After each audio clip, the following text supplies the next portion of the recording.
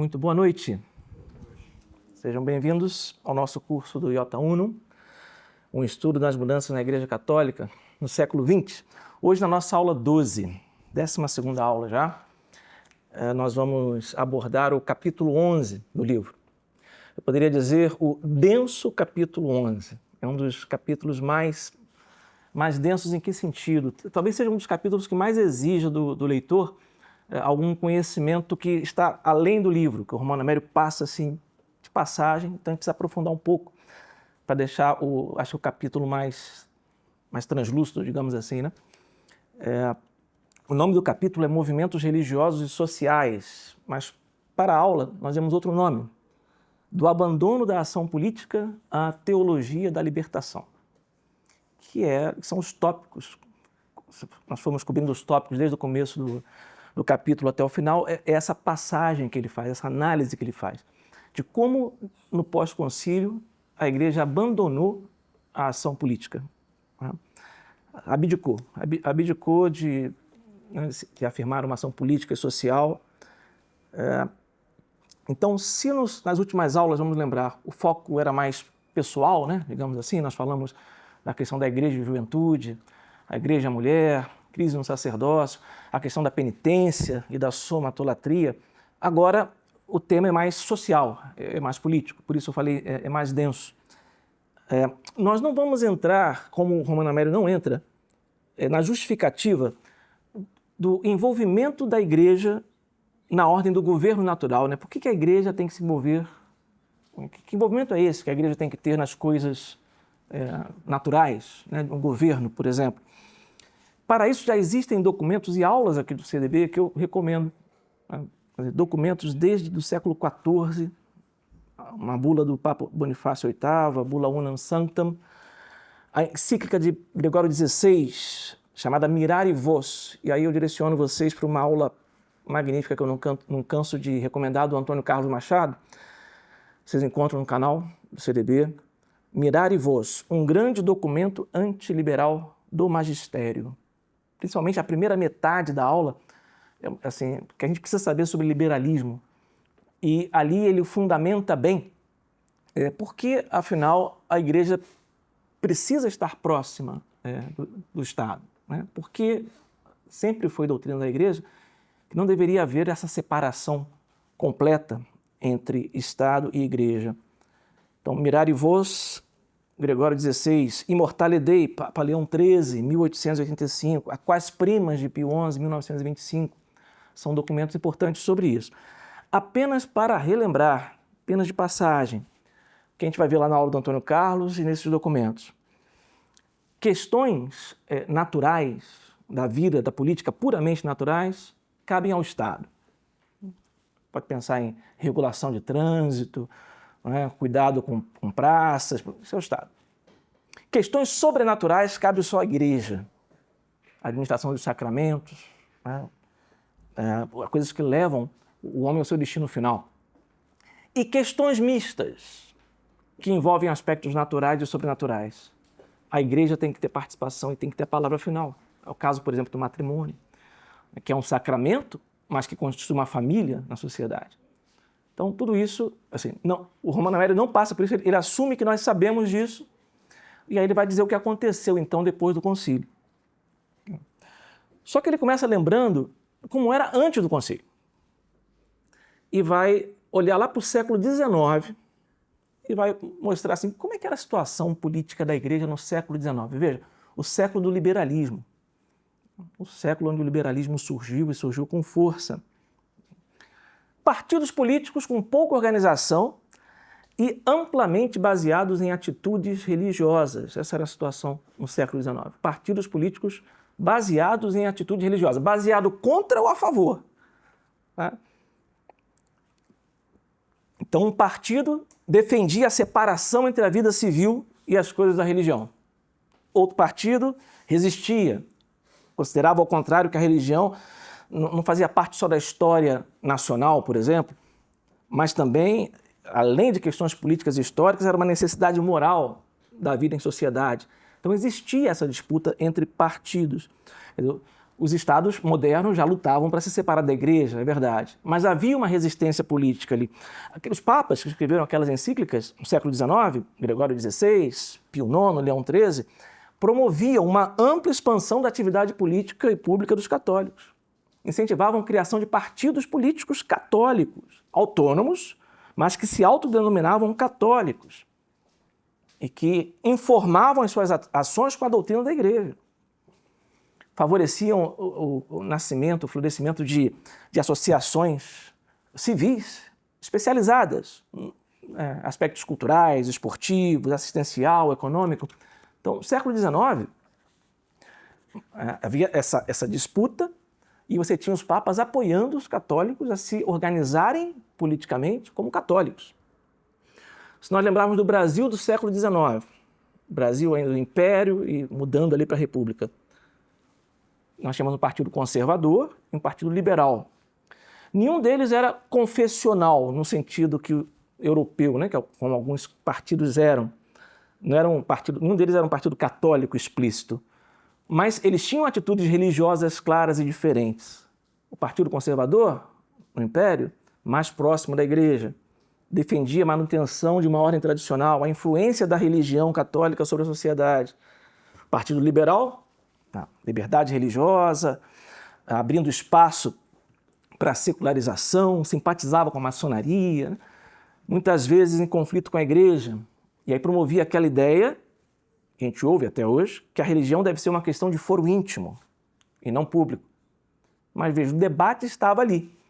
No século XIX havia essa oposição. Na Europa, claramente, o Romano Mério dá alguns exemplos da Europa e nós podemos lembrar do Brasil, né, com esses dois partidos representando essa situação.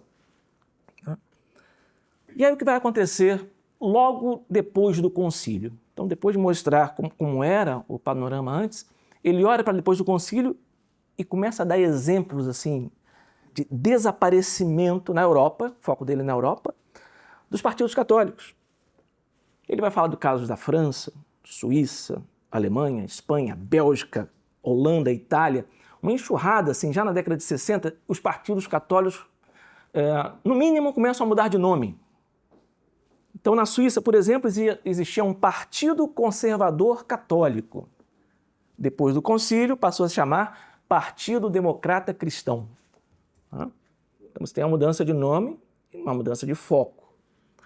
Como se eles começassem a se envergonhar, né, de estar levando para o campo público a posição, o nome e a doutrina católica.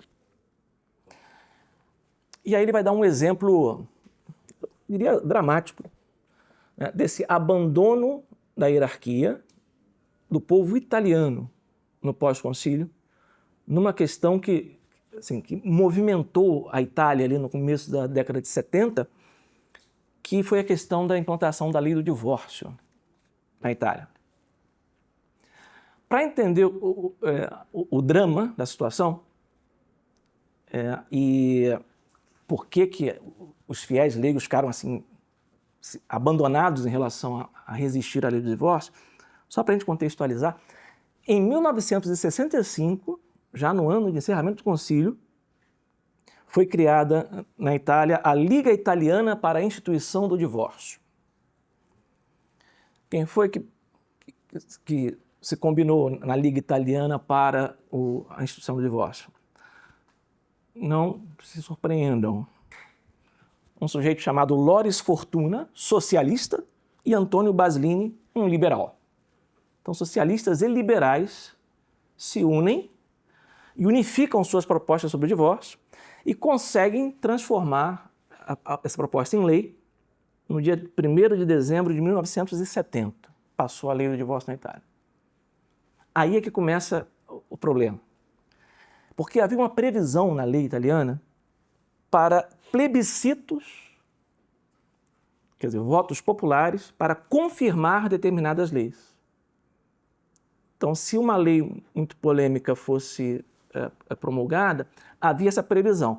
Você teria que reunir uma certa quantidade de assinaturas do povo para que o plebiscito fosse feito.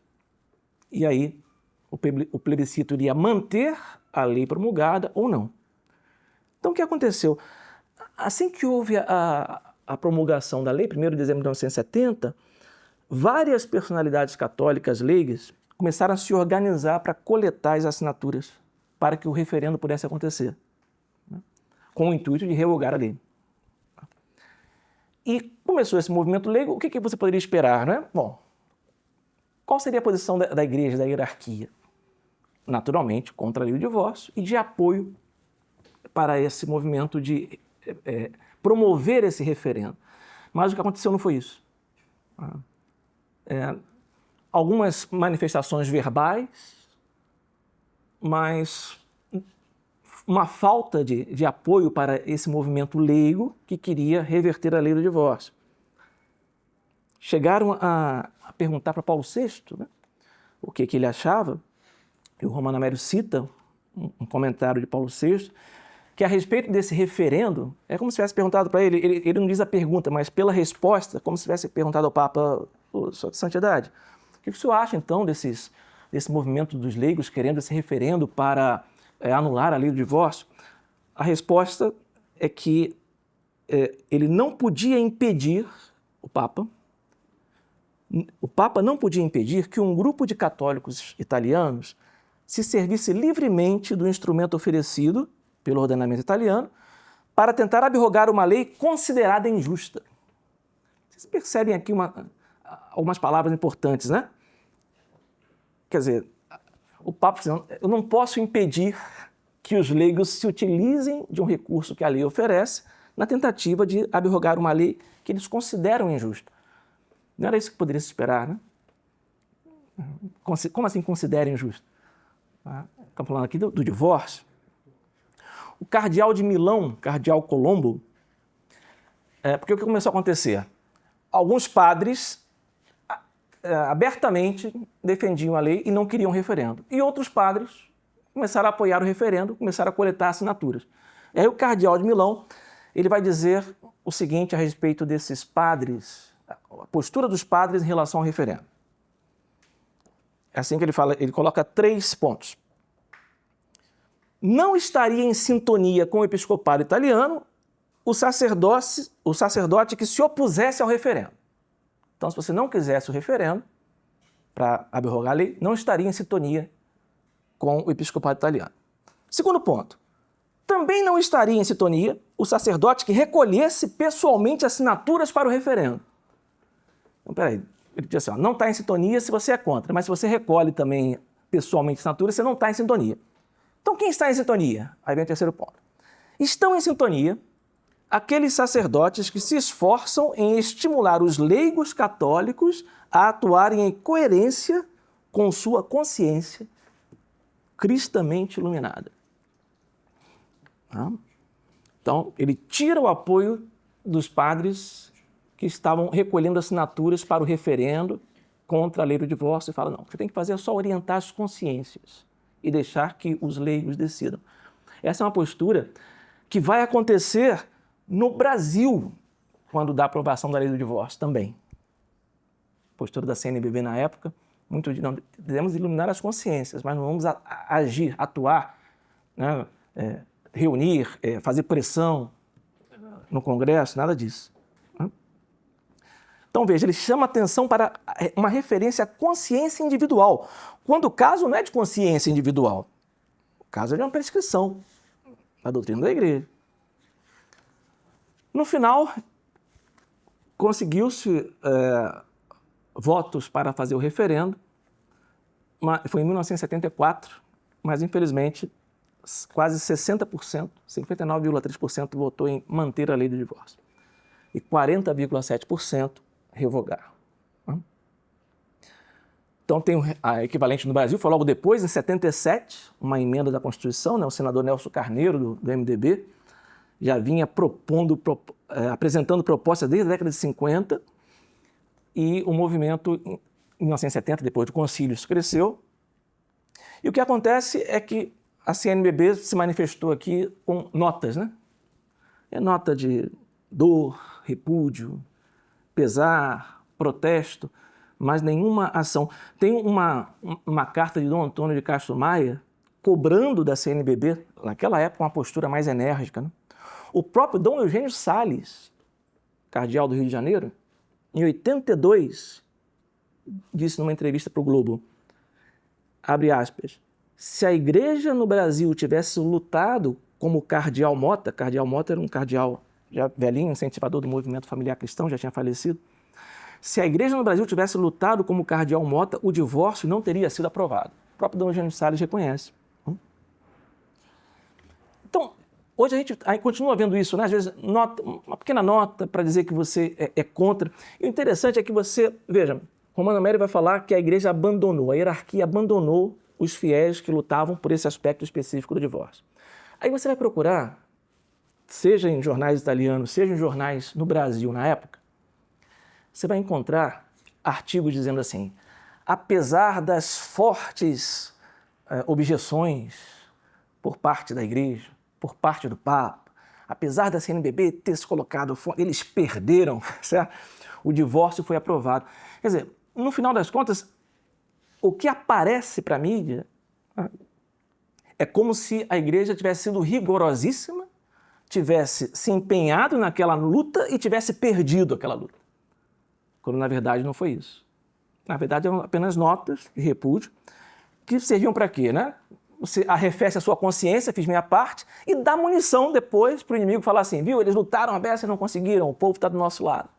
Quando, na realidade, a luta política mesmo, com os recursos que poderiam ser utilizados, não aconteceu. Mas alguém poderia objetar, mas veja, um movimento desse tamanho, isso acontecendo no mundo inteiro, vários países se movimentando nesse sentido. Realmente, não é?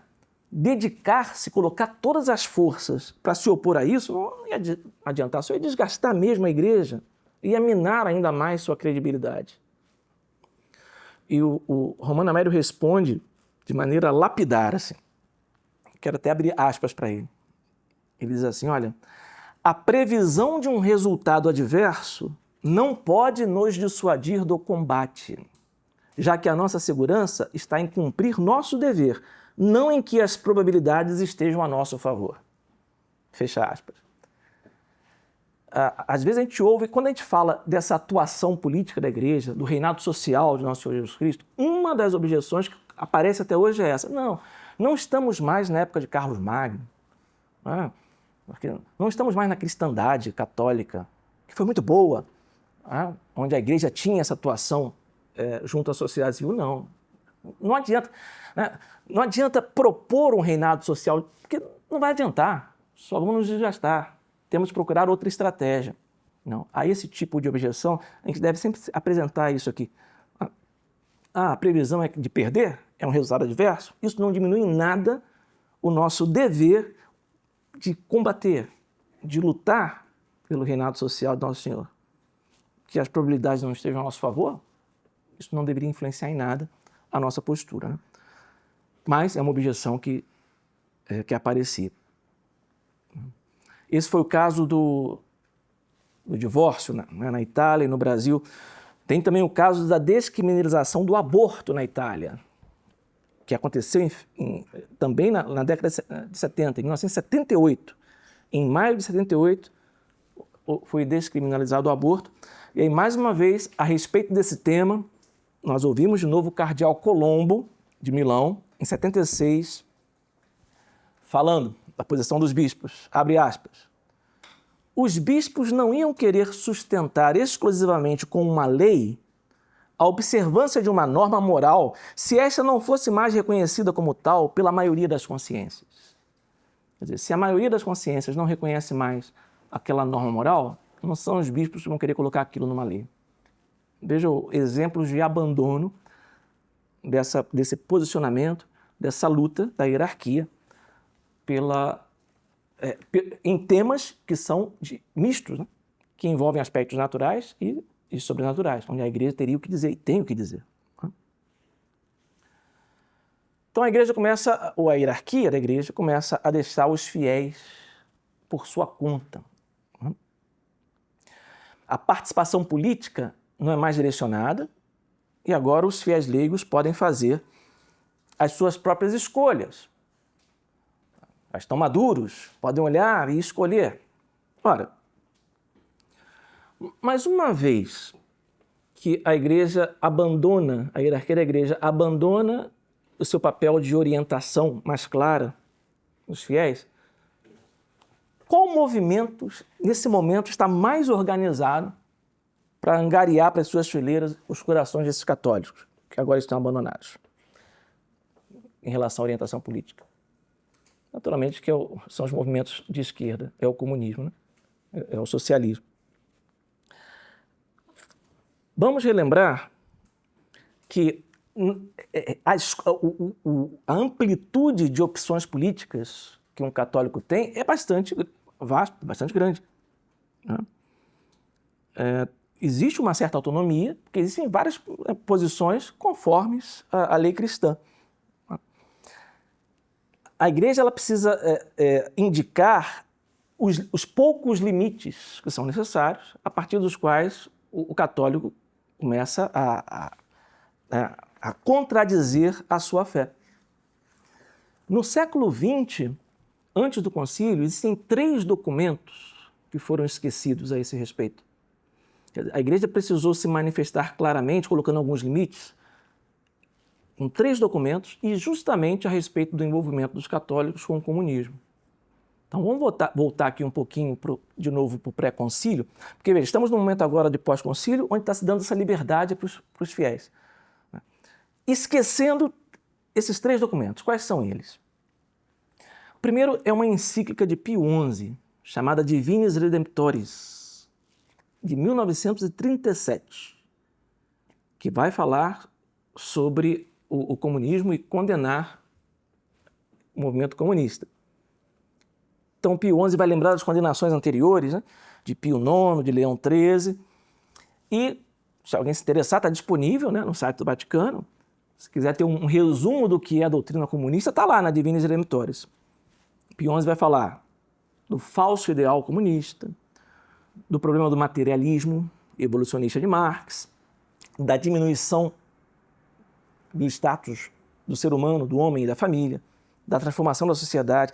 Ele vai falar da difusão do comunismo, as promessas fascinadoras, a propaganda astuta, a conspiração da imprensa na época, 1937, o silêncio da imprensa. E uma coisa, veja, não é novidade, como que o liberalismo preparou o comunismo. Tudo isso está lá na Divinis Redemptoris. Vai falar de experiências práticas do comunismo na Rússia, no México, na Espanha, com todo o estrago que foi feito, e vai dizer assim, olha, o que aconteceu nesses países não foram desvios da ideia, da coisa ideal e bonita do comunismo, não. São frutos naturais desse sistema, já em 1937. E aí, depois ele apresenta a doutrina da igreja, contrapõe ao comunismo, né? Apresenta algumas soluções, alguns remédios. Entretanto, ele não faz uma condenação dos católicos envolvidos. Ele prefere fazer um apelo paterno, que ele chama apelo paterno aos transviados, aqueles que erraram de caminho, ele apela para que voltem. Isso em 1937. Mas não condena, não tem nenhum tipo de anátema em 1937, não. Tem toda uma descrição, né, da feiura da coisa, né, a contraposição com a doutrina e um apelo para que voltem. Ora, pouco mais de 10 anos depois, isso era Pio XI, já com Pio XII, começam a chegar dúvidas, perguntas para a Santa Sé a respeito de católicos que continuam se envolvendo com o comunismo. E aí vai vir o segundo documento importante para nós. Eu trouxe aqui o Denzinger. São curtos porque são respostas a perguntas. Então, em 1949, o Santo Ofício, no dia 28 de junho, responde a 4 perguntas sobre o envolvimento de católicos com o comunismo. Então, vamos ver que perguntas são essas e as respostas. É bem curtinho. Perguntaram para o Santo Ofício: é permitido aderir ao Partido Comunista ou favorecê-lo de alguma maneira? Resposta: não. O comunismo é de fato materialista e anticristão. Embora declarem às vezes em palavras que não atacam a religião, os comunistas demonstram de fato quer pela doutrina, quer pelas ações, que são hostis a Deus, hostis à verdadeira religião e à Igreja de Cristo. Então, resposta, não é permitido aderir a um partido comunista. Segunda pergunta, é permitido publicar, divulgar ou ler livros, revistas, jornais ou tratados que sustentam a doutrina e a ação dos comunistas? Ou escrever neles, escrever nessas revistas? Resposta, não, pois são proibidos pelo próprio direito. E citam o cânon do direito canônico de 1917. Então, não é permitido publicar, divulgar, ler livros, revistas, nem escrever neles. Terceira pergunta. Fiéis cristãos que consciente e livremente fizeram o que está em 1 e 2. Quais foram a pergunta 1 e 2? Aderiram ao Partido Comunista ou leram, escreveram em publicações comunistas? Fiéis que consciente e livremente fizeram isso podem ser admitidos aos sacramentos? Resposta, não. Segundo os princípios ordinários, determinando a recusa dos sacramentos àquele que não tem a disposição requerida. Então, se um fiel conscientemente, livremente, adere ao Partido Comunista ou favorece de alguma maneira, ou publica, divulga, lê livro, revista, jornal ou tratados, não pode ser admitido aos sacramentos porque não tem as disposições corretas. E aí vem a quarta pergunta, que é uma que até se fala hoje em dia, é a fonte, né, do que se fala sobre isso. Olha a quarta pergunta. Fiéis cristãos que professam a doutrina materialista e anticristã do comunismo, e, sobretudo, os que a defendem ou propagam, incorrem pelo próprio fato, como apóstatas da fé católica, na excomunhão, reservada de modo especial à sé apostólica? Resposta, sim. Então, o Santo Ofício diz que os fiéis cristãos envolvidos no comunismo, que professam a doutrina, incorrem em excomunhão, reservada de modo especial à sé apostólica. Confirmado pelo Sumo Pontífice Pio XII, no dia 30 de junho de 49. Veja, então esse é o chamado Decreto contra o Comunismo, do Santo Ofício, que na realidade é uma resposta a essas 4 perguntas, confirmando que aqueles que professam a doutrina comunista, ateia, materialista, incorrem em excomunhão. Só que 10 anos depois, foi feita uma nova pergunta para o Santo Ofício. Em 1959, já com João 23, chega outra consulta. É permitido aos cidadãos católicos, olha agora como muda aqui, uma coisa se agrava, hein? Ao elegerem os representantes do povo, darem seu voto a partidos ou a candidatos, que mesmo se não proclamam princípios contrários à doutrina católica e até reivindicam o nome de cristãos, apesar disto, se unem de fato aos comunistas e os apoiam por sua ação. Então, se é permitido aos católicos votarem, elegerem deputados, governantes, que mesmo que não professem uma doutrina ateia materialista, de fato apoiam ou se unem a partidos comunistas. Resposta do Santo Ofício, confirmada por João 23. Não é permitido, segundo a diretiva do Decreto do Santo Ofício de 1949. Aqui houve um agravamento. Em 1949, o Santo Ofício disse que ele condenou aquele fiel católico que professasse a doutrina do comunismo. Em 59, você não precisa nem professar a doutrina. Já é uma condenação de um ato externo. 49 é o ato interno, né? Eu professo a doutrina, eu escrevo num livro, eu leio, eu acredito naquilo ali. Não, tá condenado, excomunhão. 59 é assim, votou num candidato que mesmo que não professe isso, não, você não pode. Então, são 3 documentos pré-conciliares que, quando você olha o que aconteceu depois do concílio, esqueceram completamente disso. Simplesmente pararam de falar neles. E o que começa a acontecer? A hierarquia não apenas libera os fiéis e não os orienta mais a respeito de orientações políticas, começa também a Santa Sé a praticar uma política de aproximação com os países comunistas da Cortina de Ferro, né? Que na época estavam sob a influência da União Soviética, que é a chamada política de distensão, política para o Oriente, um termo em alemão, Ostpolitik. A Ostpolitik, assim chama, né? Normalmente. Essa política do Vaticano de se aproximar desses governos comunistas.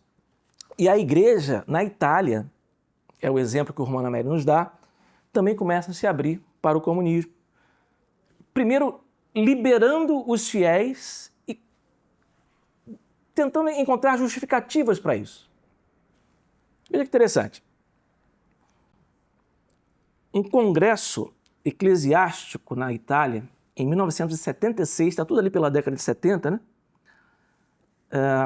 Vai dizer, os bispos vão dizer para os fiéis: compete aos fiéis total liberdade de escolha, com a única condição de que a escolha seja coerente com a fé religiosa. O juízo sobre o que é ser cristão não deve ser pessoal e arbitrário, mas, abre aspas, deve estar em harmonia com o da comunidade cristã inteira. Estranho isso, né? Quer dizer, o fiel tem liberdade de escolha para escolher o partido político que vai apoiar, a única condição que seja coerente com a fé religiosa. Quem define a coerência? É cada um individualmente? Não, é a comunidade inteira, não é mais a igreja, mas é a comunidade dos cristãos. Substituíram o imperativo da igreja pela opinião geral. E aí ele vai pegar o exemplo da França. Esse é emblemático. Tem um documento do episcopado dos bispos franceses, de 1972, sobre o diálogo com os militantes cristãos que fizeram a opção socialista. Olha só, hein? É um documento dos bispos. Qual a forma literária? É um documento que deseja apenas repercutir e respeitar as opiniões do mundo operário. Veja, como se esse mundo operário fosse inteiramente homogêneo e todos comunistas, né? Então, os bispos começam a enunciar várias proposições professadas pelos trabalhadores cristãos, quer dizer, pelos comunistas, né? Sem refutação, sem oposição. Não, o que a gente quer é ajudar esses cristãos que estão no mundo operário, ajudá-los desde dentro, né? Bom, e aí os bispos começam a falar, começam a ver na ação desses militantes, né, socialistas ou comunistas, a ação do Espírito Santo. E aí começam a confundir o movimento do comunismo com um movimento no qual operam impulsos sobrenaturais do Espírito Santo, como se tivesse ali alguma ação do Espírito Santo no fundo daquele movimento. É uma coisa terrível, né? O Romano Amério vai falar assim, bom, deve ser por isso, já que os bispos viram no movimento comunista um efeito do Espírito Santo, deve ser por isso, é mais fácil explicar por que Karl Marx apareceu num missal dominical publicado na França. É isso mesmo. Um missal de dimanche, missal dominical, os fiéis, promulgado pelos bispos franceses, na página 139, se faz memória do fundador do comunismo, Karl Marx, em 14 de março, no dia de sua morte. Dá para acreditar nisso? Quer dizer, como que isso pode acontecer? Como que na cabeça desses homens opera essa mudança? Como é que eles conseguem falar isso sem achar que estão se contradizendo a doutrina católica? Tem um truque. E aí o Romano Amério vai mostrar qual é esse truque para a gente. Bom, você olha assim, comunismo de um lado, cristianismo do outro. Visões incompatíveis sobre o que é o mundo, né? Sobre o que é o ser humano. Não, vamos pegar essas duas visões e vamos submetê-las a um aprofundamento. Essa é a palavra-chave. Vamos aprofundar. Pronto, começa por aí. Vamos ver se a gente, ao aprofundar as duas concepções, a cristã e a comunista, talvez nós encontremos lá no fundo uma base comum. Certo? Na qual, no final das contas, eles compartilham dos mesmos valores lá no fundo. Tem que aprofundar. Tem que ir descascando ali e você vai encontrar alguma coisa. A fórmula usada nesse documento dos bispos franceses. Valores comuns são percebidos diferentemente segundo o meio a que se pertence. Olha só, hein? Pode existir um valor comum, um fundo comum, que é ilusório, mas eles dizem que existe. E se você é católico, você percebe aquele valor de uma maneira, se você é comunista, percebe de outra. Um exemplo, para deixar a coisa mais tangível. O conceito de justiça. Imagina que esse é um fundo comum. E eles falam assim, tanto o católico quanto o comunista, eles defendem a justiça. Para o católico, como é que o católico interpreta esse valor? Que justiça é dar a cada um o que lhe é devido. De acordo com... Então, a cada um que lhe é devido, alguns pode ser devido mais a uns do que a outros, é fazer essa distribuição. Para o comunista, para o marxista, justiça é igualdade absoluta de bens materiais. É a abolição da propriedade privada. Tem igualdade... Então, veja, são duas percepções diferentes, mas se a gente aprofundar essas duas percepções, a gente vai achar um denominador comum, que é a justiça. Isso é uma falácia, tá? A gente poderia dar o exemplo da fraternidade. Bom, os católicos apoiam a fraternidade. Para os católicos, nós somos irmãos, porque somos filhos do mesmo Pai, fomos batizados em Cristo. Não é? Então, fomos regenerados pela graça do batismo, somos irmãos. Mas fraternidade também está presente lá na mentalidade marxista. Só que para a mentalidade marxista, a fraternidade é a solidariedade entre os membros de uma classe, que se opõem a outra classe, mas eles são fraternos entre eles. Mas se você aprofundar os dois, você chega no elemento comum de base, que é a fraternidade. Então, peraí. Então, já que as percepções... Isso é a mentalidade dos bispos franceses, hein? As percepções diferem, mas o valor percebido é idêntico lá no fundo, os bispos podem afirmar que duas concepções contraditórias são percepções diferentes da mesma coisa. E ainda mais, vão dizer que essa percepção brota da situação social, dependendo da classe onde você está.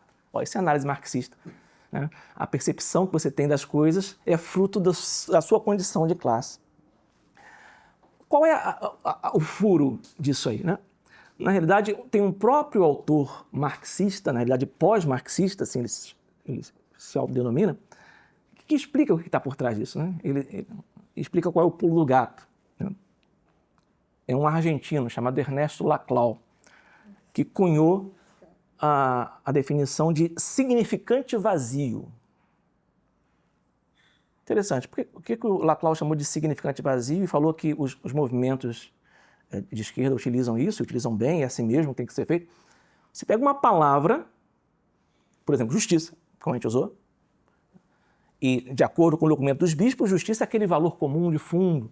Não, o Laclau fala assim, não, justiça é um significante vazio. O que significa isso? É uma palavra apenas utilizada para mobilizar os grupos. E o significado dessa palavra não existe por si só. Você vai definir o significado que vai te ajudar a mobilizar aquele grupo de pessoas.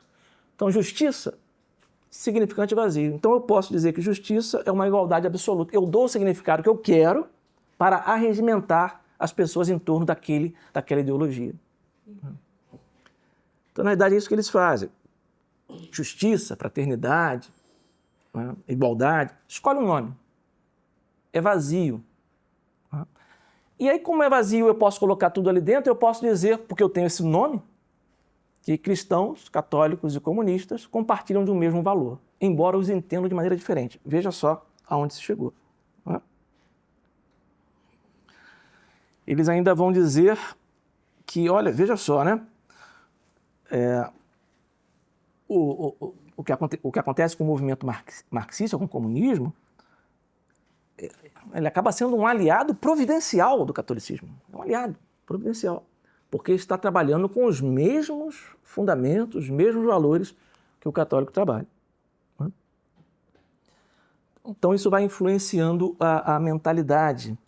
Se você tem bispos falando isso para os seus fiéis. Abrindo essa porta, começa então essa infiltração do comunismo no mundo católico, logo depois do concílio. E o Romano Amério vai então estudar as causas disso. Só que aqui, atenção, ele vai analisar o que nós podemos chamar de causas formais dessa infiltração do comunismo. O que é causa formal? É a estrutura de pensamento. Sabe? Como é que o pensamento entrou, como é que ele foi mudando, até chegar no estágio que a gente tem hoje, até chegar, por exemplo, numa teologia da libertação. O Iota Uno, ele não está preocupado com as causas materiais. Quer dizer, você pode dizer o seguinte, foi infiltração comunista. Então tinha agentes comunistas nos seminários, colocando isso na cabeça dos bispos. Isso é causa material. O Romano Amério não está preocupado com isso.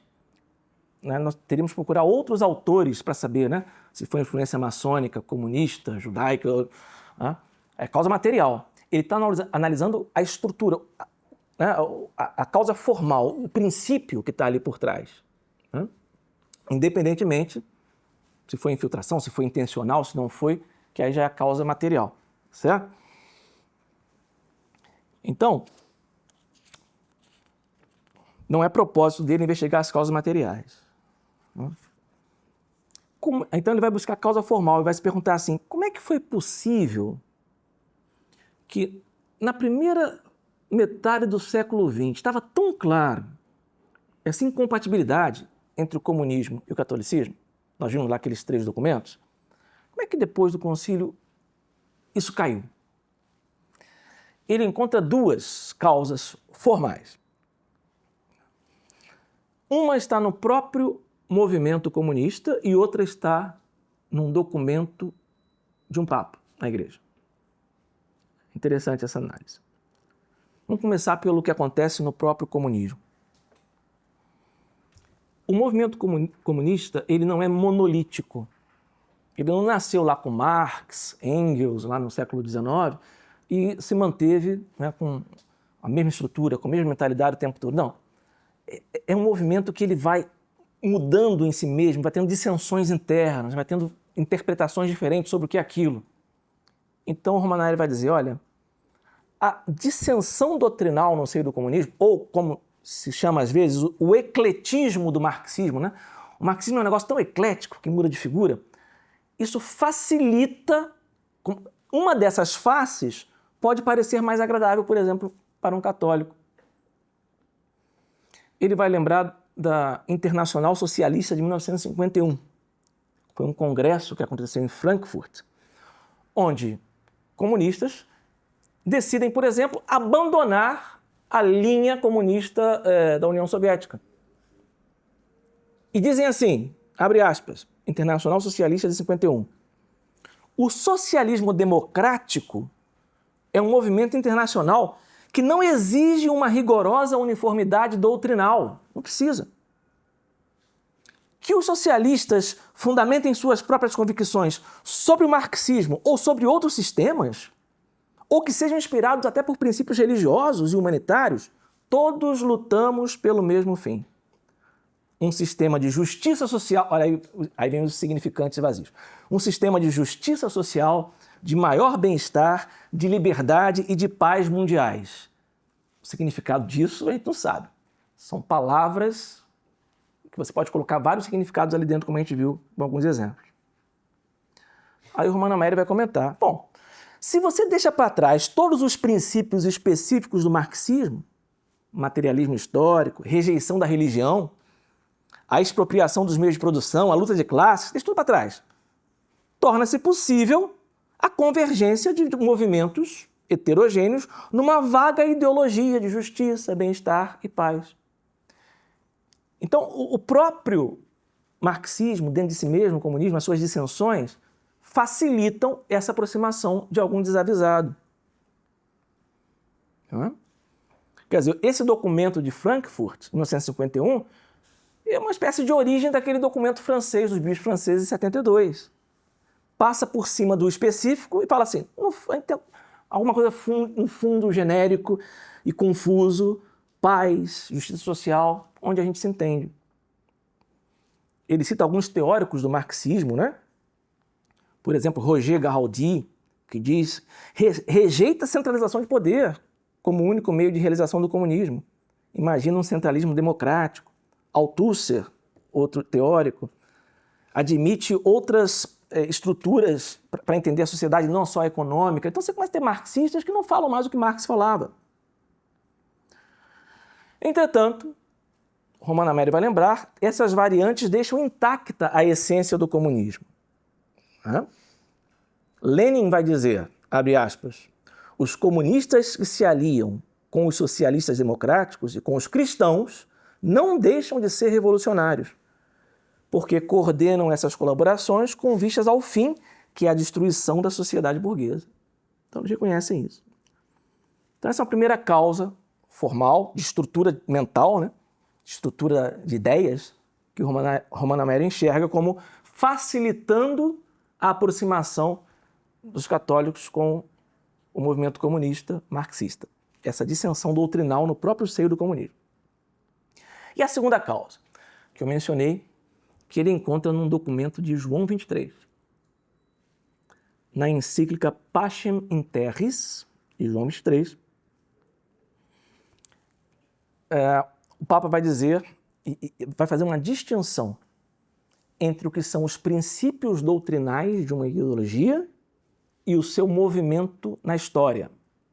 Vamos entender isso. Primeiro, João 23 vai dizer que a gente não deve confundir o erro com a pessoa que erra. Até aí tudo bem. Bom, como a gente não deve confundir o erro com a pessoa que erra, né, com uma pessoa que erra, a gente pode colaborar.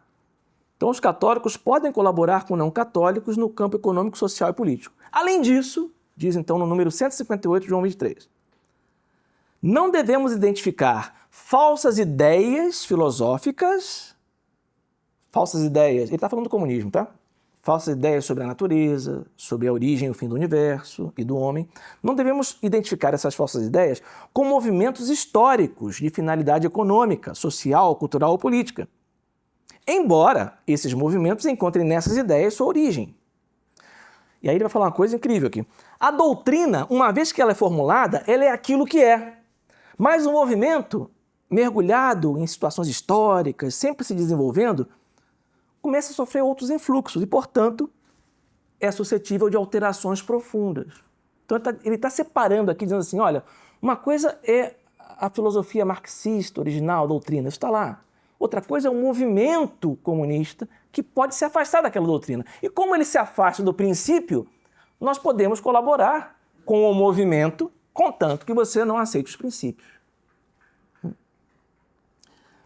E ele continua, abre aspas, de resto, quem ousará negar que nesses movimentos, ele não cita né, explicitamente, mas são os movimentos de cunho marxista comunista, quem ousará negar que nesses movimentos, na medida em que concordam com normas da reta razão e interpretam as justas aspirações humanas, não possa haver elementos positivos dignos de aprovação? Quem vai negar isso? Aí o Romano Amério quase sacode assim em si, fala assim, mas Santo Padre, os elementos positivos que o senhor diz que existirem no comunismo são próprios do cristianismo e foram usurpados pelo comunismo. Não são elementos positivos do movimento, são do cristianismo, que foram usurpados. Aí, como eles estão presentes lá por usurpação, você fala assim, não, veja, tem elementos positivos ali também. Justiça, paternidade. Existe uma diferença que é irrevogável. Isso vai ser importante, não é? Para o catolicismo, toda a vida política está subordinada a um fim que está fora desse mundo. Para o comunismo, tudo está ordenado para o presente, para o aqui e agora. E olha que observação, a percepção do Romano Amério. Quando eu tenho dois agentes, um católico e um comunista, que têm fins últimos, antitéticos, completamente diferentes, O fim último do católico é a vida ultramundana. O fim último do comunismo é o aqui e agora. Quando isso acontece, quando eles participam da mesma obra, não há cooperação só em sentido material. Por quê? Aí vamos lembrar de uma coisa que a gente viu lá na aula sobre somatolatria, sobre esportes. As ações são qualificadas pelo fim. Pio XII que disse isso, né? Para você julgar se uma ação é boa ou não, você tem que ver, ela se destina a quê? Qual a sua finalidade? Aí você pode julgar essa ação. Então veja, se os fins são diferentes, o que qualifica a minha ação, que pode parecer igual à do meu colega comunista, digamos assim, né? Estamos aqui lutando para conseguir direitos aqui para um cidadão e tal, mas o que qualifica a minha ação e a dele são os nossos fins últimos. Se os fins últimos são diferentes, não adianta a gente fazer a mesma ação material. Aí o Romano Médio vai falar, e o efeito total da cooperação vai concordar com o fim daquele entre os cooperantes que tiver sabido prevalecer. Aquele que souber prevalecer é que vai dar a tônica, né, e o fim. Então veja. Dois elementos, então, duas causas formais que ele analisa. O próprio movimento comunista, que é quase uma hidra, né, com várias cabeças, com dissensões internas. Algumas podem parecer mais agradáveis à visão de um cristão católico. E essa separação que aparece na Pascha in Terris entre... Não, uma coisa é o princípio, outra coisa é o movimento que se afastou daquele princípio e nós podemos colaborar com ele nas ações superficiais, né? Digamos assim. Já está bem ruim, né? Quer dizer, então você começa a ter essa participação dos católicos liberada para colaborarem com movimentos comunistas, lembrando que, no final das contas, o efeito total vai concordar com aquele que souber prevalecer. Bom, mas não para por aí. Uma coisa é você liberar o católico para participar de um partido comunista, cooperar com um comunista. O passo seguinte é você tentar fazer a igreja, enquanto instituição, tomar parte nessa luta. E aí é que chega a teologia da libertação, né? Quando todo esse terreno já está preparado. Ele tem alguns tópicos que ele vai abordar a teologia da libertação, e aqueles que já estudaram alguma coisa poderiam, sobre o tema, poderiam pensar assim, bom, ele deve falar algo sobre o Gustavo Gutiérrez, que é considerado o pai da teologia da libertação, um peruano, né, um padre peruano,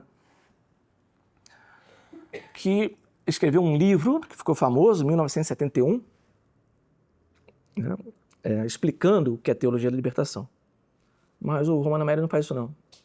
Ele nem cita o Gustavo Gutiérrez ao falar da teologia da libertação. Por quê? Porque 71 é muito tarde para ele. Ele quer buscar princípios. Então, ele vai descobrir um padre em 1953, padre Maurice Montclar, francês, dominicano, uma das figuras centrais na fundação e orientação do movimento Jeunesse de l'Église, na França, a Juventude da Igreja, isso nos anos 30 e 40, que tem um livro do padre Montclar que foi condenado pelo Santo Ofício em 1953. Certo? É interessante que o Romano Médio vai falar assim, em 1984 e 86, a Congregação para a Doutrina da Fé, já com o cardeal Ratzinger, faz não chega a ser uma condenação da teologia da libertação, né? Mas explica quais são os perigos da teologia da libertação e tudo mais. Em 86, o negócio já estava quase 20 anos andando, né? Ele fala assim, eu não preciso comentar o documento da Congregação para a Doutrina da Fé de 1986, porque em 53, o antigo Santo Ofício já tinha visto no livro do padre Montclar os princípios do que viria a ser a teologia da libertação. É uma crítica que ele faz à Congregação para a Doutrina da Fé, comparando com o Santo Ofício, né? Ele fala assim, olha, o Santo Ofício lá pré-conciliar, ele conseguia ter uma antevisão. Ele diz assim, quem tem conhecimento dos princípios tem igualmente o conhecimento dos desenvolvimentos futuros de uma doutrina. Então, o Santo Ofício Antigo já tinha visto em 53 no que ia dar. A Sagrada Congregação para a Doutrina da Fé, só em 86 foi comentar o que já estava acontecendo há 20 anos na igreja. Né? E o que tinha, então, lá no livro do Padre Montclar, que chamou tanta atenção do Romano Amério e que mereceu condenação do Santo Ofício e que ele considera a origem remota do pensamento que prevaleceu na teologia da libertação? Talvez vocês se surpreendam com o primeiro aspecto. Você fala, o que isso tem a ver com teologia da libertação? Pelo menos eu me surpreendi. O Romano Amério vai falar, acompanhando o Santo Ofício, e fala assim, o livro do Padre Maurice Montclar tem um erro na concepção da fé, que é um erro condenado por São Pio X, lá dos modernistas, que entende a fé como uma experiência com Deus. Começa aí, né? Olha onde a coisa começa. Você entende errado o que é a fé. A fé não é mais uma adesão da sua inteligência a uma revelação feita por Deus. É uma experiência com Deus. Tá certo? Isso que é fé. E aí o Padre Montclar vai apresentar a ideia de uma espiritualidade pura. O que é uma espiritualidade pura? É uma separação radical entre a ordem espiritual e a ordem material. A fé é essa experiência com Deus. Então, se é uma coisa minha aqui com Deus, uma experiência com Ele, esse é o espiritual. O material é outra coisa. Começa aí o problema da teologia da libertação, por mais incrível que pareça. Começa numa separação, na concepção de que existe uma espiritualidade que é pura, relação direta com Deus, fé, afastado das coisas do mundo. Olha o que diz o Padre Montclar em função disso, abre aspas. De agora em diante, os homens exigirão da ciência, da ação das massas, a ação das massas é movimento social, né? Está ali presente o comunismo. Os homens exigirão da ciência, da ação das massas, da técnica, da organização social, numa escala muito maior, exigirão então dessas coisas a libertação humana, da qual a Igreja se havia ocupado no passado por acréscimo. O que quer dizer isso? Lembra, a Igreja se preocupava com essas coisas de desenvolvimento humano também, mas agora os homens não vão olhar mais para a Igreja. Eles vão exigir isso dos movimentos sociais, da técnica.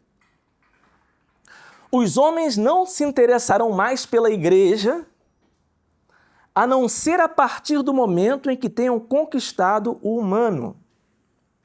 Não sei se vocês já ouviram alguma coisa do tipo, não adianta falar de Jesus Cristo para alguém que está passando fome. Primeiro temos de resolver a situação concreta da pessoa, dar comida para ela, dar um emprego, para depois levar a palavra de Deus. Vocês já ouviram alguma coisa parecida com isso? Em 1953, já antes de existir formalmente uma coisa chamada Teologia da Libertação, o Padre Montclar já falava isso. Os homens não se interessarão mais pela Igreja, a não ser a partir do momento em que tenham conquistado o humano. Quer dizer, primeiro se constrói a cidade terrena, depois se apresenta Cristo. 2 erros aí. Primeiro, só os homens do futuro verão a libertação, né? Porque aqui a gente está trabalhando, só quem vai ver o resultado é o homem do futuro. Os de agora não. Eles estão trabalhando para que no futuro alguém possa ver essa libertação material das pessoas. E o que a Igreja vai fazer no presente? Se o foco é desenvolver a cidade dos homens, a Igreja vai ficar inerte. E a gente acha isso no livro. Que quereis então que façamos? Essa com aspas para o Padre Montclar. Não há para nós senão uma única atitude possível e veraz: calarmos. Calarmos muito tempo, calarmos durante anos e anos e participarmos de toda a vida, de todos os combates, de toda a cultura latente dessa população operária, a quem, sem querer, temos confundido tão frequentemente. Então fica quieta, Igreja. Deixa que os homens se desenvolvam, vamos ajudá-los a desenvolver, mas não atrapalha. Certo? Então veja, aqui vai se dar mais um salto aí nesse processo. A igreja não pode atrapalhar, certo? Esse desenvolvimento. Ao contrário, ela precisa ajudar. E aí, o Brasil aparece no J-ONU. Romana Mério, então, para nossa honra, ele vai citar, então, 2 bispos brasileiros como exemplos dessa mentalidade que entra na igreja. O primeiro não é ninguém menos que Dom Helder Câmara, que aparece aqui, então, porque Dom Helder, em 1967, ele escreveu um documento que ficou, pelo menos o Romana Mério chama o documento dos 17, porque foi assinado por 17 bispos de todo o mundo. A primeira assinatura é de Dom Helder e foi escrito pelo próprio Dom Helder, que dá mais um salto, né? O que Dom Helder vai dizer nesse documento foi publicado numa revista francesa, Témoignages Chrétiens, Testemunho Cristão, né? Vai dizer assim, abre aspas, a igreja não condena, mas aceita, se é que não promove, as revoluções que servem à justiça. Bom, Romana Mério vai falar assim, existe o elemento de verdade nisso aqui, cuidado, e quanto mais tem verdade ali no meio, mais perigoso é. Né? Existem realmente escritos de teólogos lá do século XVI que fundamentam, por exemplo, dar um apoio a vassalos que se revoltam contra um rei tirano. Então, teria que esse rei tirano, né, se manifesta, a manifestação dele é contrária à doutrina católica, contrária à moral, então é justificado, né, que os seus vassalos se revoltem contra ele, né, para mudar essa situação. Isso é uma coisa. Outra coisa, e é a chave onde o Dom Helder coloca isso, né, é quem define, né, o que é uma revolta justa não é a doutrina da igreja, é a classe que está querendo, né, subjugar a outra. E aí vai dizer que o evangelho é um princípio apropriado à revolução. Abre aspas. O evangelho sempre foi, visível ou invisivelmente, na igreja ou fora dela, o mais poderoso fermento de mutações profundas da humanidade ao longo de 20 séculos. E aí vai ver o evangelho presente na Revolução Francesa, na Revolução Islâmica, na Revolução Comunista, porque ele fala, é visível ou é invisível, é dentro da igreja ou fora dela. Então faz uma confusão, o próprio Romana Mério fala, perde o critério e se vê em tudo a presença do evangelho, é uma falácia. E aí ataca a cumplicidade da igreja com dinheiro, com a riqueza injusta, condena juros no empréstimo, né?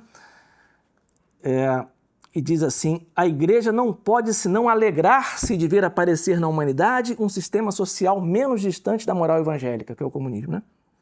Então começa a aparecer aquela noção de novo de que é providencial, que agora apareça um movimento como o comunismo, né, para libertar a humanidade. Bem longe de fechar a cara para a socialização, saibamos aderir a ela com alegria, como a uma forma de vida social mais bem adaptada aos nossos tempos e mais conforme ao Evangelho. Então veja, esse documento foi assinado por 17 bispos em 1967 e teve um apoio grande, jamais foi condenado. Jamais foi condenado.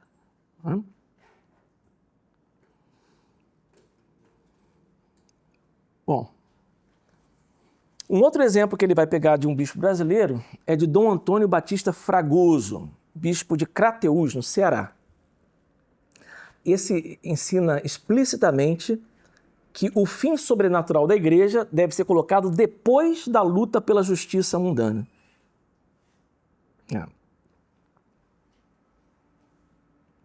Qual é a ideia aqui? O reino de Deus se realiza na vida presente. Certo? De modo que a parousia, a volta de Cristo vai acontecer sem uma mudança brusca, vai ser uma continuidade. Quer dizer, já é realidade quando Jesus vier, voltar, já vai ser realidade os céus novos e a terra nova. Quer dizer, o novo céu e nova terra não vai transcender, vai continuar a criação.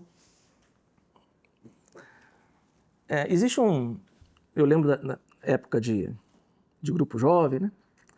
Muitos anos atrás, pastoral de juventude, um canto que se cantava, que parecia assim, muito, muito inocente, mas lendo o Romano Amério eu lembrei de uma interpretação que eu ouvi algumas pessoas fazerem. Vocês já devem ter ouvido.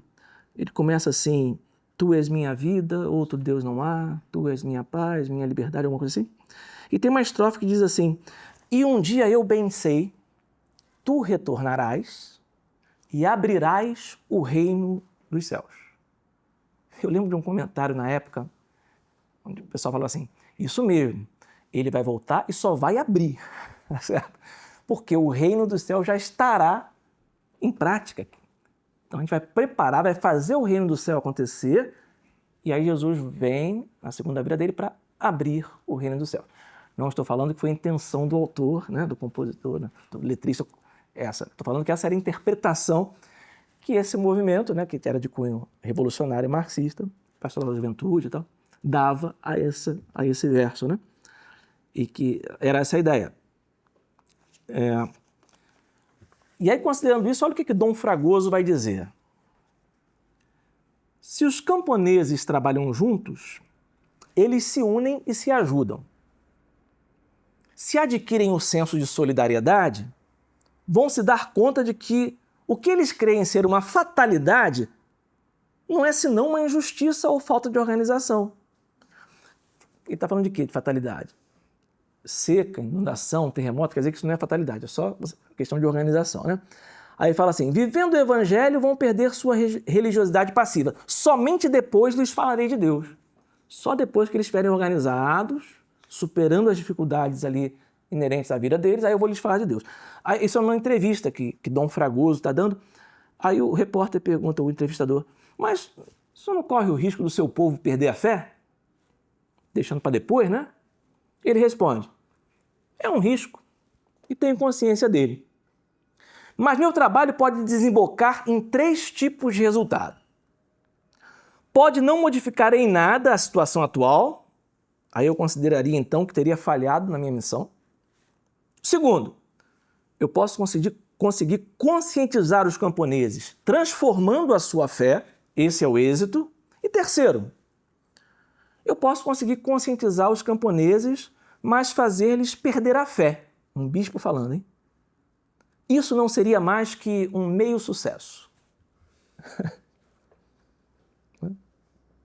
Bem, então veja o ponto a que se chega, né?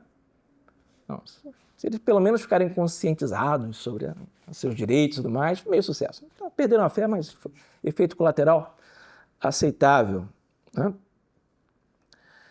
E aí chega a hora da inversão. Você vai entender porque eu estou chamando de inversão. Porque até então era assim: temos que separar a igreja das coisas sociais, lembra? Separar a igreja do Estado. Bom, separando, os católicos, os cristãos vão se dedicar, né, a trabalhar no social, e a igreja não pode atrapalhar. Então você falar de sacramentos, vai atrapalhar, vai alienar, deixa que ele se desenvolva. Poxa, mas a igreja não pode ficar parada e inerte. Ela tem que ajudá-los. Então olha só. Todos os problemas que numa concepção correta pertencem exclusivamente à política, porque são coisas naturais, tornam-se problemas religiosos. Aí a igreja deve assumir o problema da fome, da seca, da higiene, do desenvolvimento. Então, a tarefa da religião, ela se transfere para a edificação da cidade dos homens. E o Romano Amério vai observar, acaba acontecendo que se mistura civilização e religião. Como assim? Nós sabemos que nosso Senhor Jesus Cristo, ele é o chefe, é o cabeça da igreja. Nessa visão revolucionária, não é incomum você ouvir que Nosso Senhor é chefe da humanidade. Parece um cargo de mais importância. Tá? Ser só chefe da igreja ou ser chefe da humanidade inteira? Parece um mais valor. Ah, não, peraí. Se ele é chefe da igreja, ele vai querer trazer os homens para a igreja. Mas se Nosso Senhor já é chefe da humanidade, ele está presente em toda a humanidade, em todas as suas iniciativas. Eu não preciso mais trazer para esse grupo, para esse rebanho da igreja, porque ele já é chefe da humanidade. Por isso, civilização e religião se misturam. Então, aqueles da igreja precisam agir na vida civil. Por quê? É o mesmo chefe, é o mesmo Jesus. Veja, tem uma passagem, a coisa é sutil. Né? Mas vamos refazer esses passos. A gente viu muitas coisas, chegamos aqui em pensamento, que é o pensamento da teologia da libertação. Vamos reconstruir o caminho, então, desse capítulo 11 do J1. A gente começa lá atrás com a afirmação de que a igreja deve se abster de interferir nos assuntos do Estado. Separação entre igreja e Estado. Muito bem.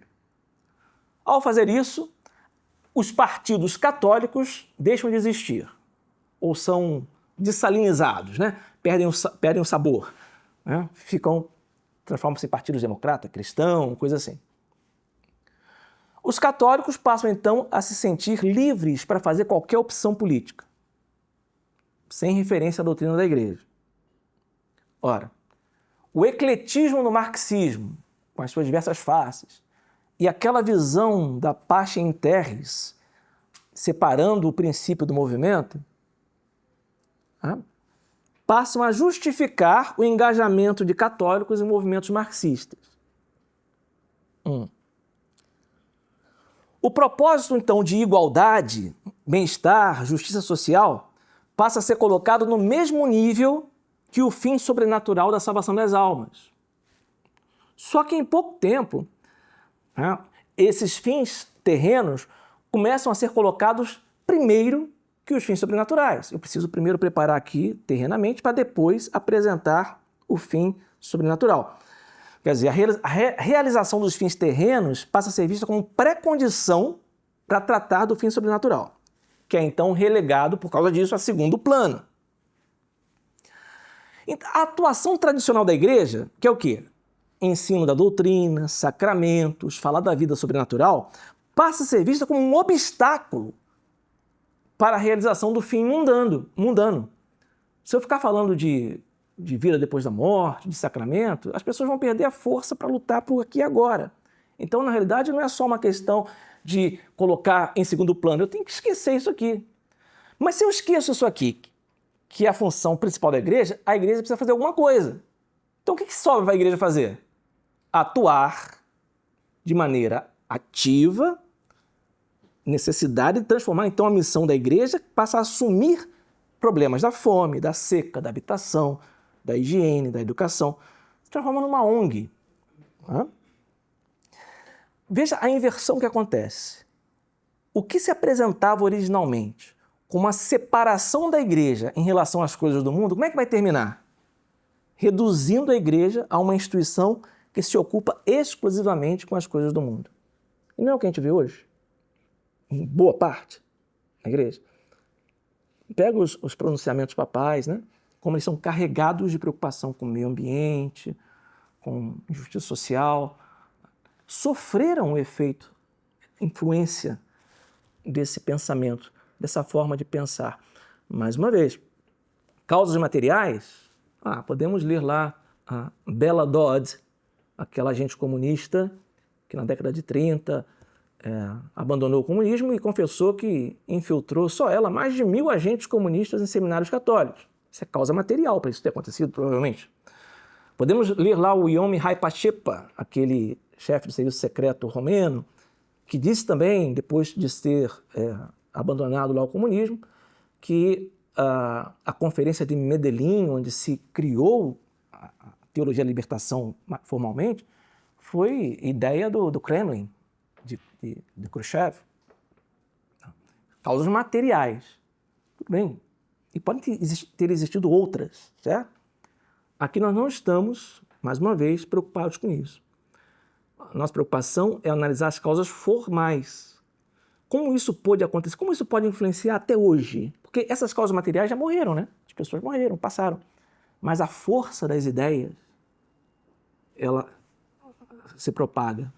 Então, quando a gente vai puxando a causa formal, a gente chega no princípio, e a gente viu vários princípios aqui, e o Romano Amério nos dá a chance de desarmar esse princípio e falar assim, comigo não pega mais, né? Comigo não funciona mais, né? Eu fui até o princípio e sei que é um princípio incoerente.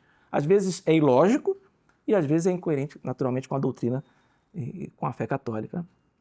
Essa é uma das riquezas desse livro, que vai sempre assim, buscando as causas formais, apresentando o raciocínio, dizendo, olha, não caia nessa, né? Esse princípio é furado, a gente tem que se proteger dele. Tá? Muito bem, assim terminamos o capítulo 11, Movimentos Religiosos e Sociais, é o título do capítulo no livro, que nós chamamos aqui do abandono da ação política à teologia da libertação.